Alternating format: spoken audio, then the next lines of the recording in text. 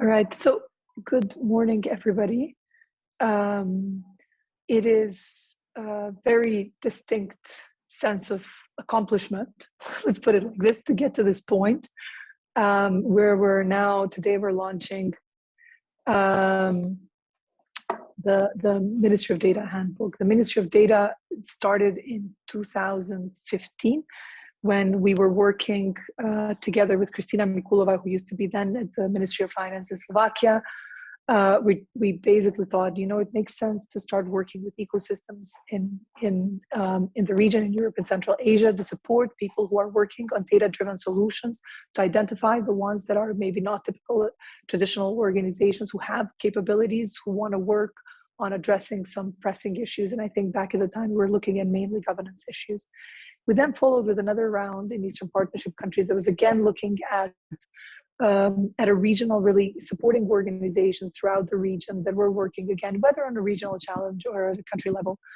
So I think for me personally, it's been a bit of an evolution to go from doing roadshows in, I think we did like 6-7 cities in 2015 over a period of 3 weeks across the Western Balkans, to get to a point where we've basically generated a number of insights, brought together expertise, especially expertise and experience that's come from the country level. So after doing regional challenge, what we did is work together with the country office and testing out the model and really learning what is the type of data innovation challenge, what are the needs that make sense, what are the different questions that you're facing, how do you come to decisions, and what's the way to design it, what's the way to run it.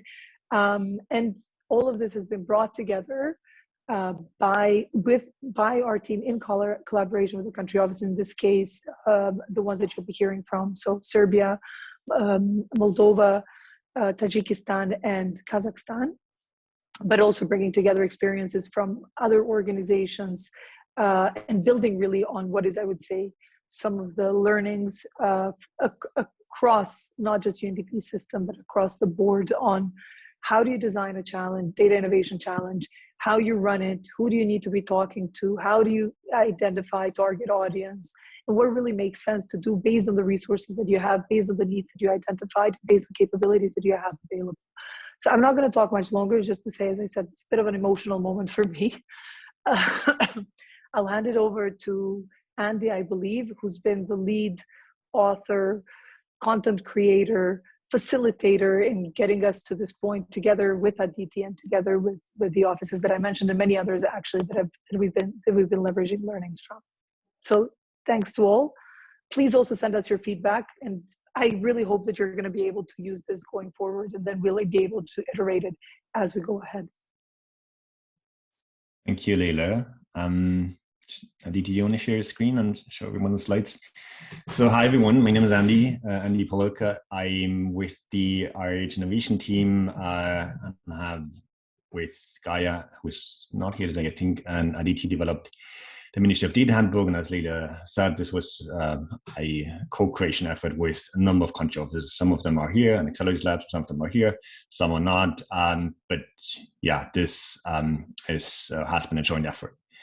Now, when you go to the next slide, DT, you'll see the agenda here. So we went through the opening welcome remarks. What Aditi and I will do now is just give you sort of a sneak peek sort of what's in the handbook. We'll not go through every step of the handbook. We'll just show you some of the tools. We show you some of the guidance that's in there for you to get a better sense of what's actually in there and how you could actually use that. Then we spend most of the time on hearing from colleagues that you can see here on their experiences with running data innovation challenges. I'll introduce them later more properly. At the end, we'll have time for Q&A, but if you have a question while we're presenting or while we have the panel discussion, feel free to put them in chat. We're a smaller group today, so I think we can definitely have a conversation among us either towards the end or alongside the panel discussion. All right. Let me go to the next slide. Okay, let's start with what is Ministry of Data. We'll talk more about the why later in the panel discussion, but let's start with what. So Ministry of Data is a number of things. One, it's really a sort of a customizable data innovation challenge model. It's, we found out over the past few years, as Leda was saying, we've been doing this for a number of years now, that there's no one size fits all blueprint model that really provides a framework for one type of data challenge. But what we try to do here with the Ministry of Data handbook is to give a sort of building blocks to everyone who wants to run a data innovation challenge within UNDP to decide what type of data innovation challenge that might be. The second one is we want Ministry of Data to be really more than a handbook, but a way for UNDP colleagues to really talk to one another and learn about the different ways of how to run data innovation challenges. And you'll hear about the different types during the presentation, but also in the panel discussion. Thirdly, we want Ministry of Data to be an easy-to-use resource. So we'll try as much as possible to provide very clear sort of step-by-step guidance.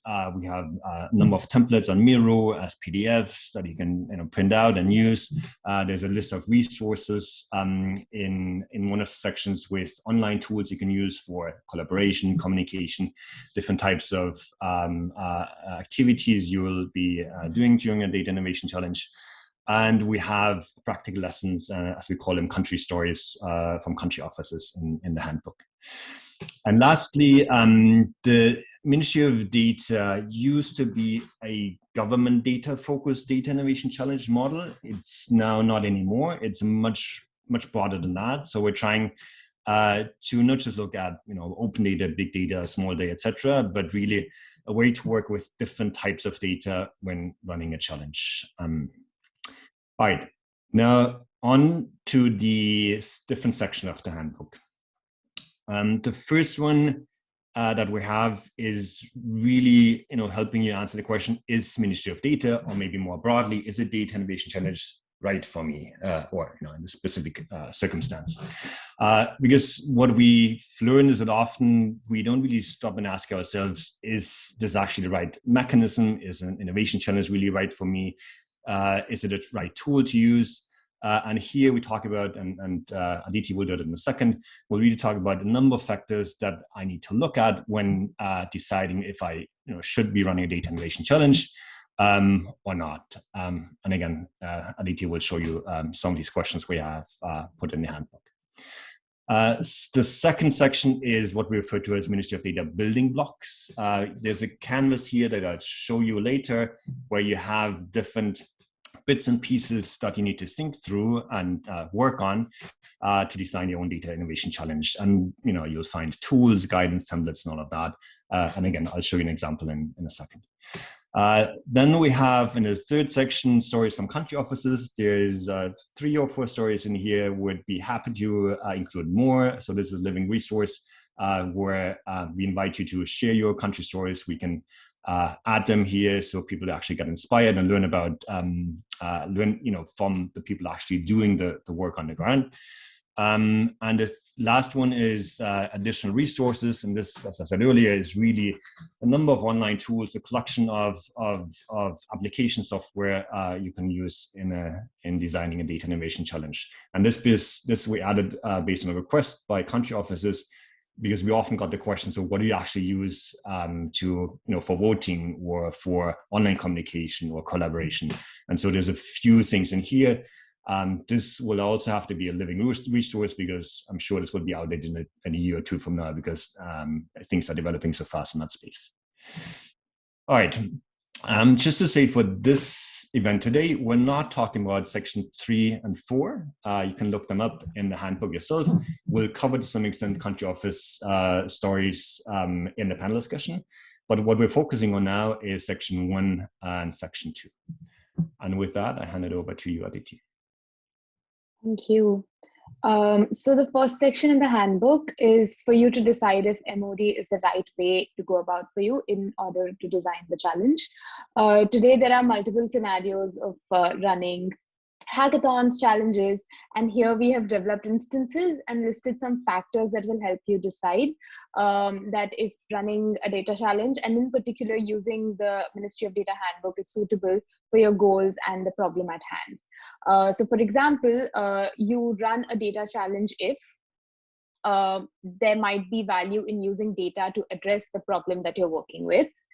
Or run a data innovation challenge if you think you can generate valuable insights, ideas, or prototypes by opening up the problem to a wider audience.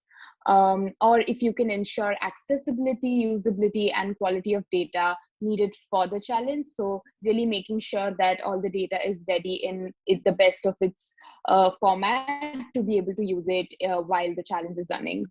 And finally, if you can motivate and incentivize the right people to participate in the challenge. So incentivizing and motivation is a big part of making sure that the audience, your target audience, is really the right target audience for the data innovation challenge that you're planning. We've also designed a tool for helping various teams understand this a bit more in detail. So it gives you and the team that you're working with the opportunity to come together and brainstorm on all the points mentioned above. This will in turn help you analyze and see if data innovation and the MOD handbook in particular is the right way to go about the challenge you intend on designing. It can also be a great way to get together and align in the beginning of the journey so that you know where you stand in terms of all the information that you have, or if something is missing, you can also go ahead and make sure that you have it available. Now we'll move on to section 2. Thank you, Aditi. And just to add to that, I think it's always important because often we had conversations and people were saying, well, I want to do a hackathon, I run a challenge, or do that competition, or this on open innovation process. And then sometimes we would ask, or often would ask, okay, so are you really sure you want to do this? Based on what's the purpose, what's objective here? And I think it's, as I said earlier, it's really important to stop for a second and really think about, is this the right method, the right tool? Are these factors in place that Aditi just presented? And maybe there's other factors that we didn't include here, but it's just for you to help you sort of think through that very first step before you do anything else. Now and there's more in section 1, and as I said earlier, which is presenting bits and pieces of the different sections here. Now, section 2, on the next slide, you see what we refer to as the Ministry of Data canvas. So here you have what we call different building blocks. Some of them might be a bit more difficult than others. Maybe there's a few missing here where in your particular context, you're saying, well, you should also think about this and that. And I think this applies to all of the tools in here. They're not meant to be sort of used as is. You can customize them, you can change them, you can adapt them in any sort of way that is useful to you. And here today we talk about format, data, and awards. So format is really, as I said earlier, there's no single right way of running a data innovation challenge, but it really depends on a number of factors. So when you look at the next slide, you see 2 axes here. One is on the horizontal axis is you actually want to understand a certain phenomenon, a certain problem space, or is it really more about building something? And the vertical axis is around how much are you able and ready to invest? And investment doesn't only mean money, it can also be time, energy, and any other resources, expertise. And this just gives you a bit of a structure to think through what type of data innovation challenge are you aiming for. And again, this tool, you can adjust it, you can change it, you can use different labels for the different axes. And just to give an example here, if you look at Explore, for example, Explore is really a low-cost data innovation challenge. It can be a one-day hackathon. It can be a one-week data visualization competition. This is really about understanding the problem space, the data that's out there, engage with or build a community, understand who is doing what in that space. So this is a bit of a low effort intervention or investment, which is suitable, especially in country contexts where the data ecosystems are not as mature as in other places. And just to give you another example, when you look at the incubate format, this is really, as you can see from the diagram, high investment, really about building stuff. this can be anything from sort of trying to really find a part of the solution to a problem using data. It can be about developing something a bit more sort of long-term. It can be a multi-stage challenge or a series of hackathons with the intention to provide longer-term funding and support really the sort of the follow-up of the challenge, the winner or the winners after a challenge. But this is really a different way of running a data innovation challenge than what I just presented earlier in the Explore quadrant. Now, the second building block we want to talk about is data. So there are a lot of tools out there to map data, assess readiness, explore different data sets. When you look at the next slide, there's one, I wouldn't even call it tool, but one sort of template you could use that helps you answer some of the questions you might want to look into when identifying, sourcing, mapping data sets for your challenge. And so as you can see here, we're listing a number of data sets on the left and look at some of the factors you might take into account, like the timeliness of the data. Is it up to date? Usability? Is it sort of machine readable? Is it reusable? And risks related to data sharing, data use when it comes to data privacy, but also the level of aggregation of the data, which is also closely linked to usability. And with that, I hand it over to you, Aditi. Yeah. So the third example of one of the building blocks is awards. So this awards building block is designed to help you plan a good conclusion for the MOD challenges in terms of prizes for the winning submissions or incentives in order to recognize the efforts put in. As mentioned earlier, it is an important part towards running data challenges. It is important to incentivize and motivate the right audiences for the data challenge to make sure that either the solutions go forward or there is some sort of incentivization given to the winning solutions. In this section, we have two tools to help you with the same. One of the tools focuses on the aspects around the judging criteria, but this tool that I'm talking here, it focuses on explaining the various types of awards that you could have while concluding a data innovation challenge. For example, if you look at the third part, which is incubation support, one of the ways to incentivize is by providing support after the challenge is over to the winning teams. We also have listed some pros and cons for these different sets of award types. For example, in this, the pros of this method is that it could lead to bringing in big investments, making the idea go live, and also helping them place in a systemic context. We also mentioned some cons at the same time. For example, here, such support should only be given to teams that have an implementation future with their idea. If given to the wrong team, it could be a waste of resources and investment.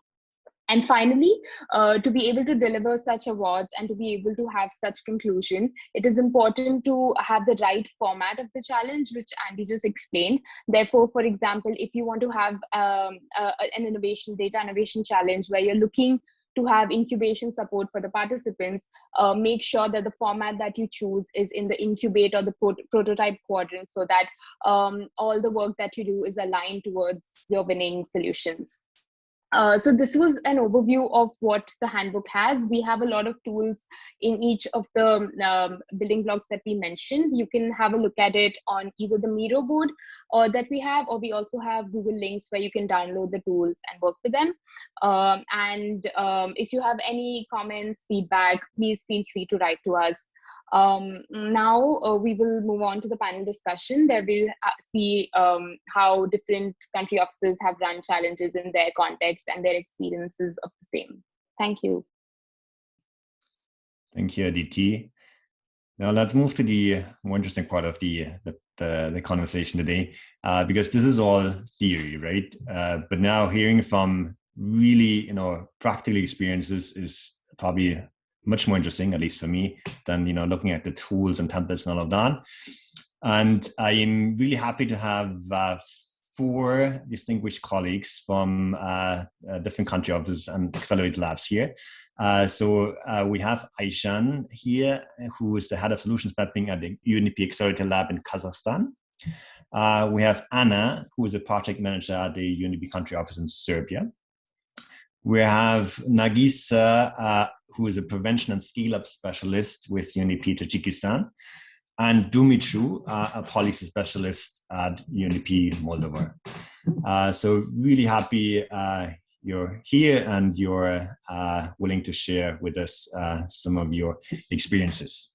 Maybe just a quick note, which might be obvious, but still, they all have been involved in running a data innovation challenge or are currently running or setting up a data innovation challenge. In a particular case, it's not really a data innovation challenge, but more of an innovation challenge. But we'll hear more about this from Aishan. But we thought it would be nice to have a mix of those who actually went through that process and someone who is currently sort of starting or has started in the past few weeks and months that process. So really happy to have such a diverse group here with so many sort of types of experiences. So as I mentioned earlier, there's a Q&A. You can also put any questions, anything you want to share in the chat while we're discussing. We have plenty of questions, but feel free to also ask questions if you have any. All right, on to the first question. First is really sort of a question to all of you, and starting with Aishan in this case. Can you please tell us a bit about your innovation challenge, or in your case, Dumitru and Nagisa, your data innovation challenge? Why did you run it, or why are you planning to run it? Sort of what's the purpose and rationale behind it? So over to you, Aishan, to get us started. Yeah, thanks so much, Andy and Aditi, for setting up the stage and presenting the Ministry of Data handbook that really helped me a lot to plan and design the hackathon that we're planning here at UNDP Kazakhstan. So just to give more background about what we're doing, is the Xerda Lab here at UNDP Kazakhstan is supporting one of the big projects at the country office, which is called the Spotlight Initiative, and it's a project to eliminate gender-based violence in 5 Central Asian countries. So what we're doing as an ACT Lab is putting together a hackathon next year. So we're in the planning, and that's why I'm also taking advantage and learning from my fellow speakers here who already went through the process. And the whole goal of the hackathon we're putting together is not necessarily in a product, but in a process of engaging the community, of setting up the conversation about gender-based violence, which is an important topic, and especially during COVID. And it's important also to know that we're targeting university students or recent graduates, so it's very youth focused, and to set the stage, to give a platform and to normalize these conversations about cyberbullying or new forms of violence against girls and women that now are called the shadow pandemic that is going on. So this is the goal, to set the platform, to talk about the issue, to create a community, and normalize the conversation about it. So look forward to seeing how it will go, and answer more questions during the conversation. Thanks. Thank you, Aishan, and we'll hear more about how you try to engage different types of target audiences, stakeholders later in the discussion. Now, what to Anna? Can you tell us a little bit about your data innovation challenge and the rationale behind it? Hello from my side. It's a pleasure to be here. I can say that in our country office, we started with innovation challenges as a tool and approach developed and done by UNDP since 2017. So since now we have quite a lot of experience when it comes to innovation challenges in general and open data challenges, which we did through other projects, Climate Smart Urban Development Project, and that's where we collected this basic knowledge. So for all colleagues who are listening to us today through this broadcast, please you're more than welcome to contact us if you need some other details related to establishing, running the whole process, including the publish the call, incubator, accelerator phase, and then implementing the solutions. Well, the reason why we are today here is actually that we wanted through the, let's say, Ministry of Data project to actually try something else.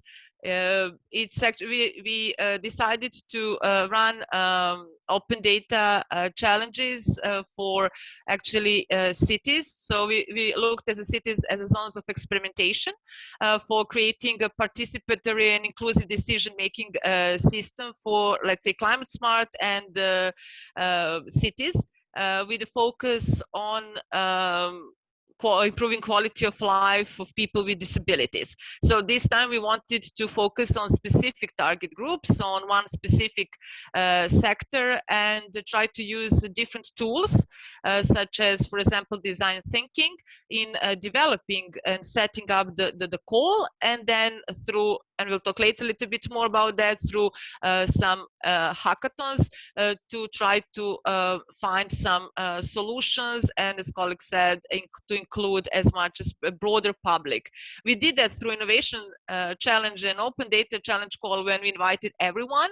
So our calls were open for everyone, which means cities, municipalities, public and private sector, academia, even individuals at the very beginning. So from that, since 2018, we learned a lot. So now we, when we are developing different calls, such as this one for open data, for finding solutions to improve quality of life of people with disabilities in cities, we knew how and which way to make the call more specific and which tools will work. And I completely agree with everything you and Aditi said, that when we are developing challenge calls, we have to look into specifics. And I want to say to others who are listening to us that please check tools. Sometimes you will think like, okay, it's not for me, or it's too complicated. No, each tool has its purpose. And sometimes I know from my personal experiences, sorry if I will be personal during this panel, but I know from my personal experience since 2018, I have no idea how many stakeholders maps we did through different workshops, conferences, everywhere where we went. And then at some point I said, you know, if someone gives me another stakeholders map, you know, I cannot do that. But at the end of the day, you keep coming back and you're using these tools, and you will many colleagues will find that really, really useful. So please read the handbook. And of course, ask questions to, I think, any of us if you have some problems or you are not sure how and which way you should lead your call. This is just for the beginning from my side, and then we can talk further. Of course, I can talk for hours. Excellent, and thank you, Anna. Yeah, yes, and we want you to share your personal experience. So you're very welcome to do so. And I know colleagues in Serbia have a lot of experience, not just with data innovation challenges, but in the data space more broadly. And the same applies to Dumitru and his team. So Dumitru, please tell us about your data innovation challenge, or challenges maybe even. I think you've been involved in a number of different types of hackathons challenges in Moldova. So thank you, Andy, and thank you for the invitation. Indeed, I think we are continuously developing our concept of these data collaboratives, a sort of a platform on which we are connecting with so many partners, be it in private sector and academia and government and municipalities and so on. So indeed, hackathons are, let's say, just one tool for us, indeed, to open up new data sets and to allow people in a structured way to access new types of evidence. I think what is very interesting from our experience is that since 2018, essentially, we focused already on several, I would say, complex issues or challenges, right? We started with support from your team on this urban mobility issue and how we might want to improve public transportation in the urban context. But then, because of this concept of the data collaboratives and because many other partners wanted to join us in these efforts, I think we focused also on the COVID monitoring service, air pollution service, and so on and so forth. So there are currently, let's say, we have this data collaborative well established. There are solid partnerships with academia and private sector and few development partners.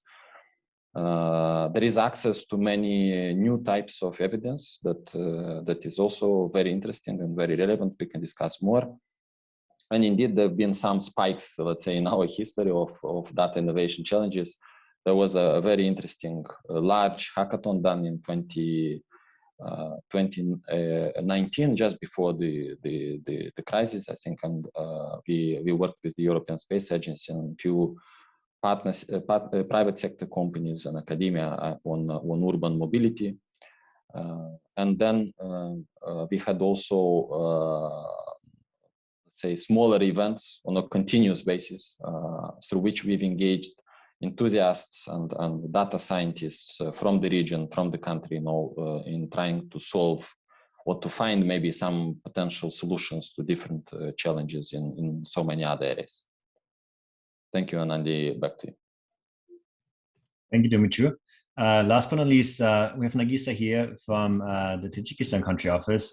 We work quite closely with her and the team around a hackathon that you took the lead on. Nagisa, do you want to tell us a little bit about your hackathon or Data Innovation Challenge? Thank you, Andy. Good day, I'm Nargiza. As I was presented by Andy, I'm from UNDP country office, and last year we started to use this tool, which was elaborated by innovative team. We used it for preparation of our hackathon on gender-based violence, which was our first experience in this area. And this tool helped us to design the event, to define the participants, key groups who should be invited, on format. Due to COVID, we had to move for virtual mode and couldn't gather teams for hackathon in one place as we planned before. During our discussions for preparation of the event, based on this tool, we also made our design on teams, how many teams should be there, what will be our last result for this hackathon, and who will be presented at jury, and how this competitive event will be evaluated, and what kind of prizes should be provided for winners of the event. So I would say that it was a very useful tool and helped us to make our event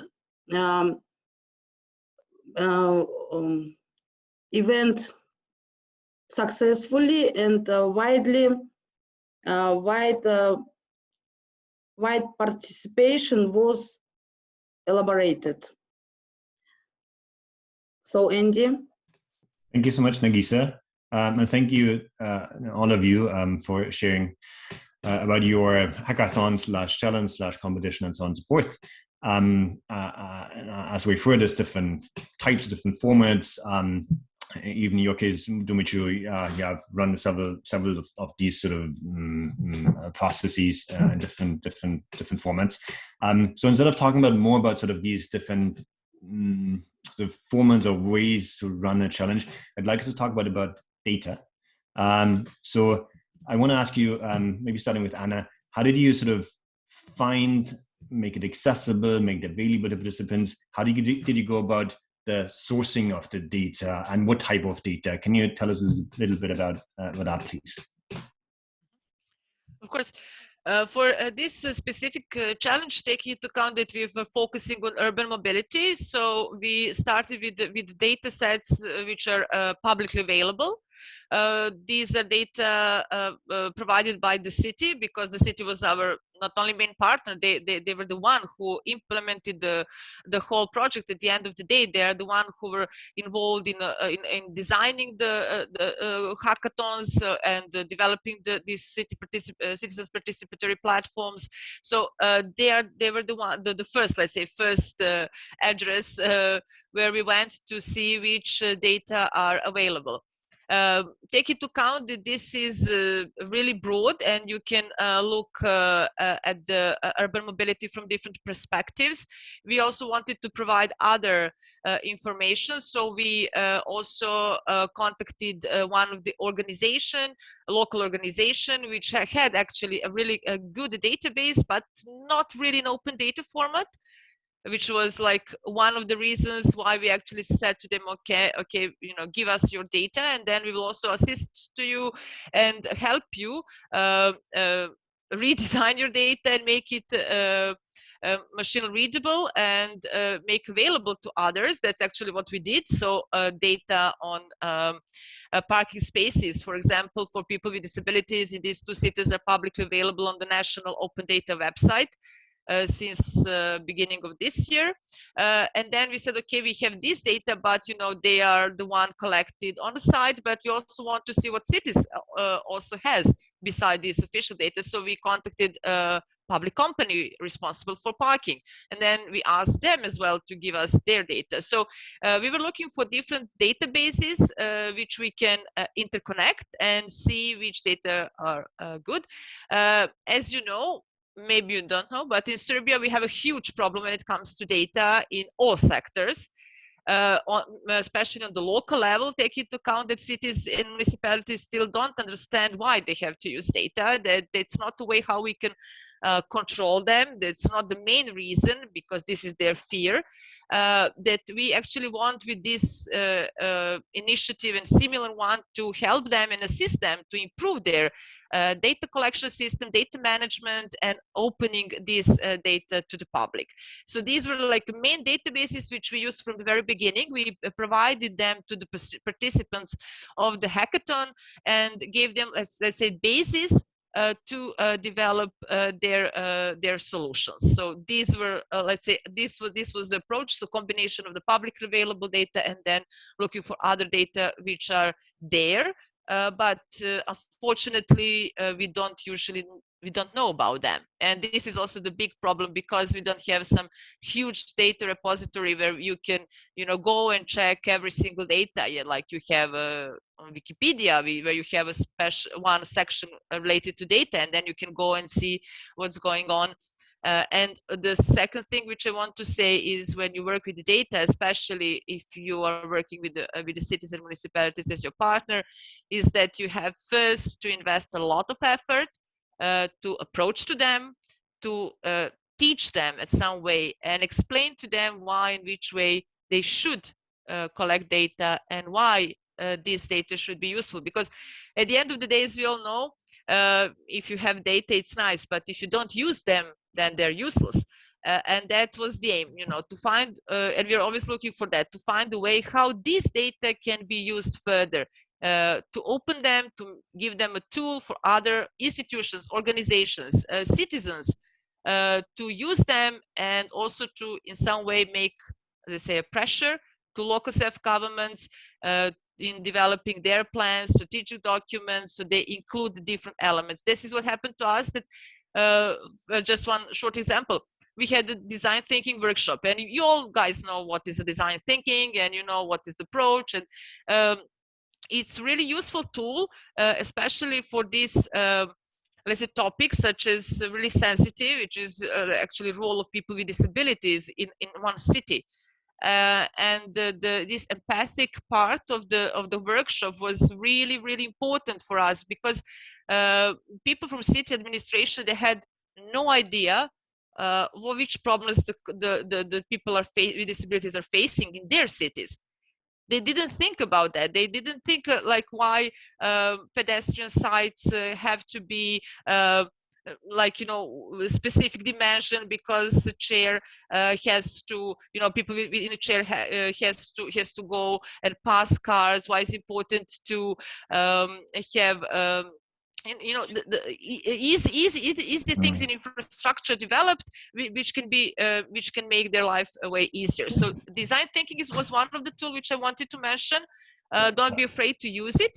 And it's really interesting, and the whole this process where you're using this, for example, workshops where you're using design thinking can give you really extremely important insights, and at the same time they can help local administration to better understand the problem and start thinking about some really easy measures which they, you know, didn't think before, because for them it was like, you know, business as usual.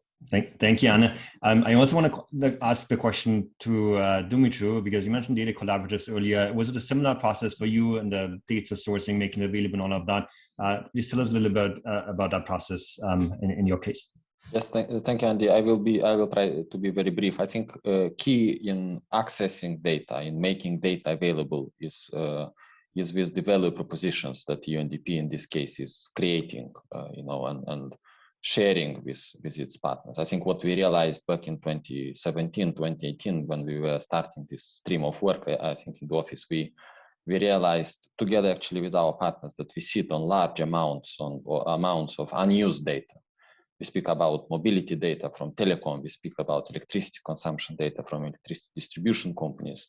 We speak about extremely large and very interesting data sets on Earth observation data and so on and so forth. So I think key is creating these value propositions. Indeed, this takes some time and effort, but it's not mission impossible. I think we've learned, and we are very happy to share with other offices also our lessons learned and our experience in creating, actually in crafting these value propositions, right? And then, I mean, from a more technical perspective, at that time back in 2018, we had to enter into memorandums of understanding with all partners, be it in the private sector or other partners in academia and so on. To ensure that we have access to data. Indeed, our goal these days is a bit different. Instead of accessing data and getting data on our computers, you know, we are rather focusing on the opposite, developing open algorithms and sending those to data rather than receiving data. So this is something. There's an opportunity here, I think. A new area of work for us as well. Thank you. Over to you, Andy. Thank you so much, Dumitru. And before I hand over to you, Aditi, on some of the other questions, I can see there's one question by Rick and in the Q&A, and there's one in the chat by Tatiana. We'll get to them right after Aditi asks another question. Please, if anyone has any more questions, please put them in the Q&A or in the chat. Raise your hand, just make yourself, you know, just notify us, and then we can direct the questions at the panel. And just to say, Aishan, I'll ask the question that Rick posed here on whether or not you can actually use Ministry of Data, the handbook, for other types of innovation challenges. I'll direct it at you because you're actually doing that right now. But before that, over to you, Aditi. Yeah. Thanks. So I think my next question is around awards, and this is for you, Aishan, just because we know you're currently designing a challenge. So how are you going about selecting the type of awards for the potential participants that you have in the challenge that you design? Thanks, Aditi. Yeah, I think that's an important question because it all comes to the incentives, like what incentives do we create at the beginning to ensure active participation or community engagement, because that's our primary goal, to start this community about eliminating gender-based violence on the campuses. So we as a team thought about monetary compensations to the team. So as a kind of drawing incentive for young people, but also we thought about this award around recognition and spotlight. And again, I think the mirror template of the handbook gives like like good different aspects and of what awards could be. So I'm like drawing from that. So when I talk about recognition and spotlight is that we're planning whatever solutions will be developed, or even conversations during the hackathon is even within the judging criteria, not to make it restrictive to, for example, judging panel, that's it, but open it up. So one of the ideas I think that Andy proposed at the beginning, to make it public, like why don't we create videos and share them on social media? Why don't we talk about these issues and say share it in the university outlets? So I think that will definitely incentivize young people, students to think, okay, what solutions, or how can we talk about, for example, cyberbullying or all the new forms of violence, like emotional violence and economic violence within the context, and then once the solution is there, to share it with the wider public. And that's our goal as creating a platform, but that's also recognition and spotlight for the potential participants who can position themselves as active members in their university, in their wider community, talking about the issue. So those are, I think, two things that we have, is like monetary as basic, and then but wider recognition and spotlight as more encompassing. Thanks. Thank you so much. And Aishan, do you want to just take Rick's question on, because it nicely sort of follows from what you were just saying, to what extent you can actually use the handbook for non-data innovation challenges, if at all? Yeah, absolutely. Thanks for the question, Rick. Actually, that's exactly what the ACLAP in Kazakhstan is doing. The canvas, and I feel that's like the core and the richness of the handbook is in this mirror board, because it has all the building blocks and almost like a plan how to run any like challenge, not necessarily data innovation, like in our case it's not even hackathon, that is it's educational hackathon. So I'll go into, for example, selecting the target group, and the board has all the different target groups and already pre-filled components that previously I would like Google and try to find different sources, but the handbook and the mirror board allows me to have them all in front of me, and even discuss like templates to copy paste and discuss with a larger team. So absolutely, I think it's useful just for any types of like hackathons, data challenges, events, and so on. Yeah, hope it answers. Thanks. Thank you. Anna, would you like to say something? Yes. You know, I like to talk. Just to add on this, so yes, I completely agree that handbook is a good starting tool. So it really depends which type of innovation challenge, because the colleague put quite broad the question. It really depends in which area which area you would like to tackle with your innovation challenge. It's really important to know what you want to do. As colleague said, which type of price you want to give. If we are talking about UNDP, we have different models how in which way we can support these innovative solutions. Is it innovation award or price as let's say one-time support? Is that something else which is supporting specific bigger projects, so providing higher co-financing for implementation of the project? So there are different things beforehand which you have to think carefully about what you want to do. Well, if you want to do hackathon and then give innovation prize, if you want to do challenge call and then you want to do incubation or acceleration like a technical mentorship support, and then at the end of the day you want to give them a co-financing for implementing solutions.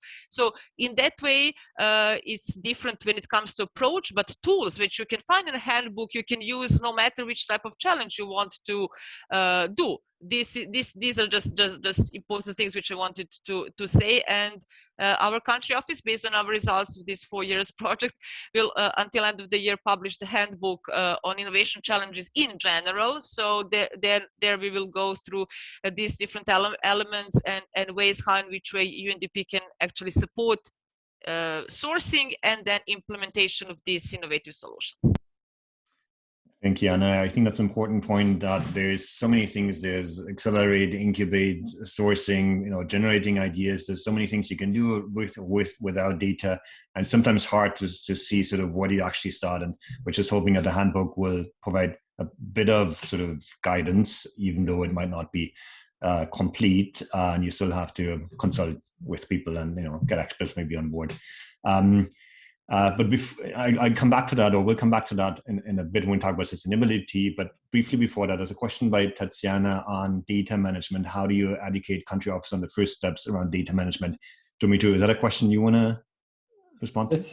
Yes, let me try. I think first is to mention that you probably know that corporately UNDP is working on a new data strategy, right? And it will come with also guide rails and capacity building for offices, in terms of data management. But I think it's very important from what we've learned in the past. It's really very important to create a team in the country office, right? To create a group of people that can package this when we speak about the data innovation challenges, that can really think about the goal of it, the objectives, the types of data that are needed, the partnerships. It's very important to have someone on the partnership side. It's very important to have someone on the data and so on. So I would say that one probably piece of advice is to look at other country offices who is doing what and collect that knowledge from others, but also, again, stay tuned, because the new data strategy is coming soon. It comes with data guide rails, so I think offices will be capacitated, and additional capacity will also raise the, let's say, the interest also for doing this work in the offices. Thank you, Dumitru. And over to Aditi. Final question to all of you on advanced sustainability. Aditi. Yeah. One final question, and feel free to anybody to have an answer to this, which is around what would happen after a challenge. So how do you ensure sustainability of how the challenge goes and the winning solutions, or how do you basically ensure sustainability of the data innovation challenge? And please give us a very quick answer, just one sort of piece of advice.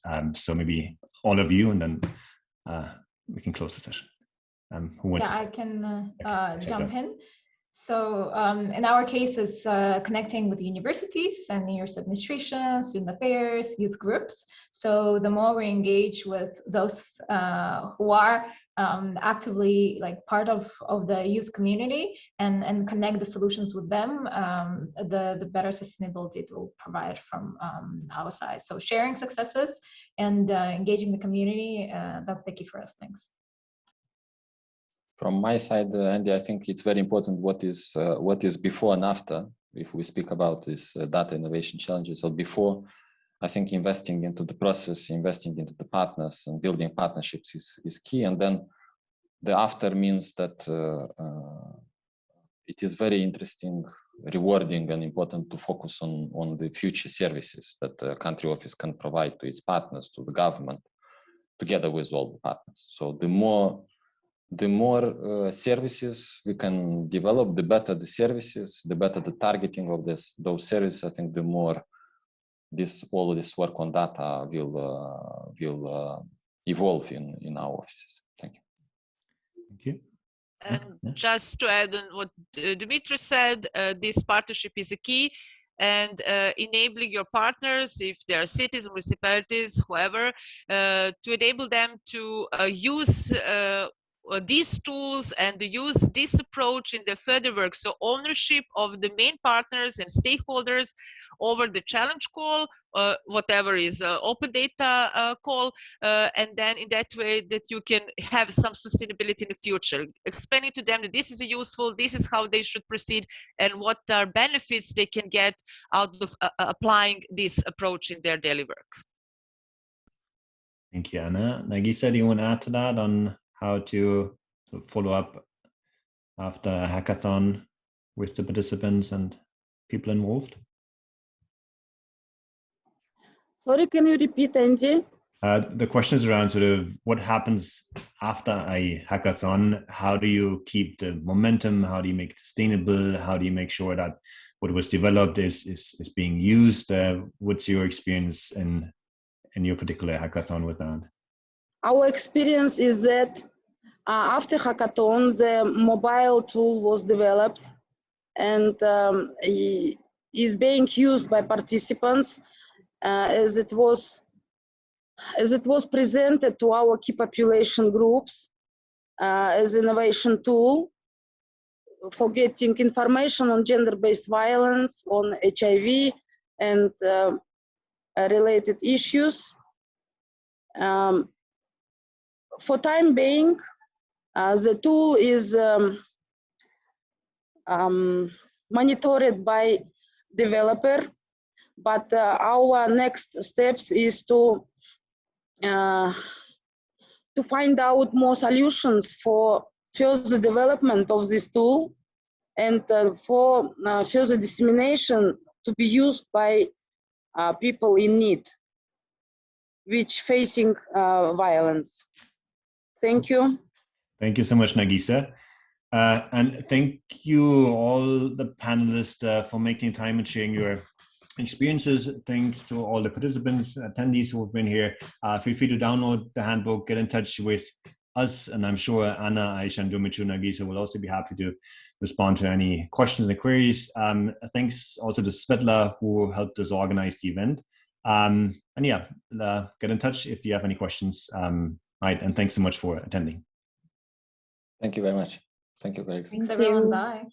Thank you, guys. Bye. Okay.